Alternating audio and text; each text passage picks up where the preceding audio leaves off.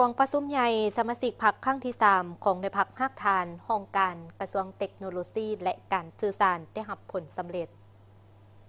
กองประชุมได้จัดขึ้นในตอนเช้าวันที่28 มีนาคม 2025ที่ห้องประชุมใหญ่ศูนย์อินเทอร์เน็ตแห่งชาติโดยการให้เกียรติเข้าร่วมเป็นประธานของสหายโปเบียงคำปุ้งดารากรรมการศูนย์กลางพรรคเลขาคณะพรรครัฐมนตรีกระทรวงเทคโนโลยีและการสื่อสารสหายพวงประเสริฐแก้วสุวรรณคณะพรรคกระทรวงเลขาหน่วยพรรคฮักทานห้องการได้กล่าวว่าแต่ระยะผ่านมา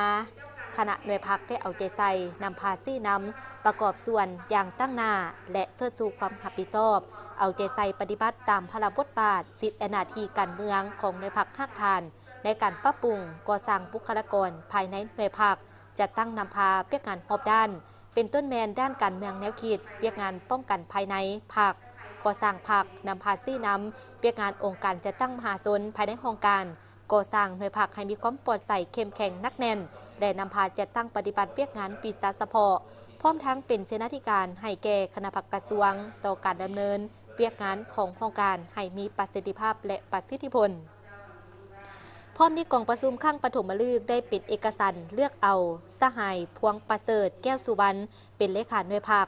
สหายฮัศดีภาลีคันเป็นรองเลขาหน่วยพรรคสหายนางจันอบสีหาราชเป็นประธานกวดกาและได้เลือกเอาผู้แทนสมบูรณ์14สหายและผู้แทนสำรอง4สหายเข้าร่วมกองประชุมใหญ่ผู้แทนสมาชิกพรรคครั้งที่3ขององค์คณะพรรคกระทรวงเทคโนโลยีและการสื่อสารโอกาสนี้สหายปอเวียงคำพงษ์ดาราก็ได้แสดงความย่องยอสมเสยต่อผลสำเร็จกองประชุมใหญ่พร้อมทั้งได้แสดงความเป็นห่วงเป็นใยต่อเปียกงานของหน่วยพรรคและยังได้เน้นหนักให้คณะหน่วยพรรคฮักฐานประดาสหายสมาชิกพรรคพนักงานทั่วหน่วยพรรคฮักฐานห้องการจงเชิดชูสติและยกสูงความรับผิดชอบการเมืองของตนเหตุเปียกงานให้มีการหันเปลี่ยนใหม่ที่ตั้งหน้าเหตุให้พรรคมีความปลอดภัยเข้มแข็งนักแน่นเพิ่มทวีความสามัคคีเป็นปึกแผ่นเสริมขยายมูลเสื้ออันสง่างามของพรรคประชาชนปฏิบัติแล้วให้สูงขึ้น